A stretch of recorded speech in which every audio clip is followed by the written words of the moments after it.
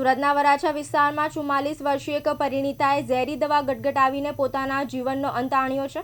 પરિવારજનોએ આ આપઘાત પાછળ લાંબા સમયથી ચાલી રહેલી સાસરિયા પક્ષની હેરાનગતિ જવાબદાર હોવાનો ગંભીર આક્ષેપ કર્યો છે। વરાછાના 904 એફિલ ટાવરમાં રહેતા સીમાબેન વાઘાણીને ઝેરી દવા પીધા બાદ ગંભીર હાલતમાં હોસ્પિટલમાં દાખલ કરાયા હતા। રવિવારે બનેલી આ ઘટનામાં પહેલા તેમને વિનસ હોસ્પિટલ અને બાદમાં સિમ્સ હોસ્પિટલ ખસેડવામાં આવ્યા હતા, જ્યાં સારવાર દરમિયાન તેમનું મોત નીપજ્યું હતું। મૃતક સીમાબેનના પરિવારજનોએ આક્ષેપ કર્યો છે કે છેલ્લા લગભગ 25 વર્ષથી સાસરિયા પક્ષ દ્વારા તેમને માનસિક રીતે હેરાન કરવામાં આવતી હતી, જેના કારણે આ પગલું ભર્યું હોવાનું તેઓ માને છે। મૃતકના પતિ સુનિલ વાઘાણી ડાયમંડ ઉદ્યોગમાં નોકરી કરે છે। સીમાબેનને 2 પુત્રો છે, જેમાંથી એક પુત્ર કેનેડામાં અભ્યાસ કરી રહ્યો છે। મૃતકના ભાઈ પરેશભાઈ સુતરિયાએ જણાવ્યું કે લાંબા સમયથી ઘરકંકાસ અને હેરાનગતિ ચાલી રહી હતી, ત્યારે પરિવારની એક જ માંગ છે કે આપઘાત પાછળ કોણ જવાબદાર છે તેની નિષ્પક્ષ તપાસ કરવામાં આવે।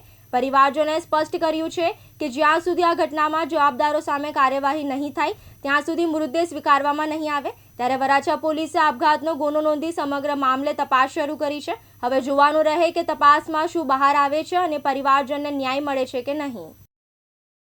મારું સુતરિયા ઈશાબેન બેન, આજે ઘટના ઘટી તેના વિશે શું કહેશો?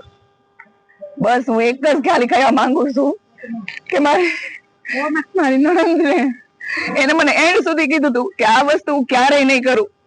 એ આધ્યાત્મિક લેવલ ની હતી, એ વસ્તુ કરે એમ જ નહોતી। આ એને કોઈ જબરજસ્તી એને કરાવ્યું હોય, બસ એને કરાવ્યું હોય કે એને કર્યું છે જબરજસ્તી, આ વસ્તુ કરી એમ જ નહોતી મારી।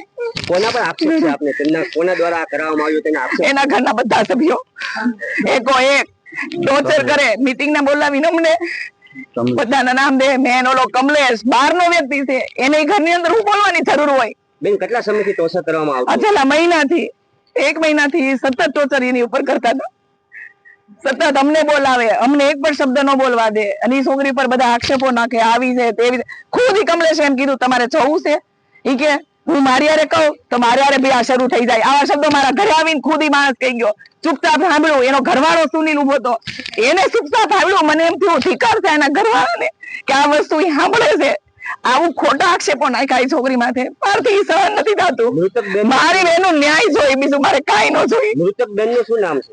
એનું સીમાબેન છે। જી, તમારું નામ? પરેશભાઈ। પરેશભાઈ, શું ઘટના? ઘટનામાં એવું બેને કંઈક ઝેરી દવા પીધી એવો ઉપરથી મેસેજ હતો એના સસુરાલમાંથી। કયા કારણસર દવા પીધી? માનસિક ટોર્ચર હોય એવું અમારું અનુમાન છે। શું નામ છે બેનનું? સીમાબેન સુનિલભાઈ વાઘાણી। સીમાબેન ને સંતાનમાં 2 બાળક છે। ઓકે, શું કારણ? કઈ પહેલા કોઈ કારણોસર કોઈ ઝઘડો થયેલો? ઝઘડો અવારનવાર એને થતો અને લગભગ મેરેજની લાઈફના 25 વર્ષ થયા છે, અને અમને અવારનવાર આ બાબતે એ લોકો બોલાવતા।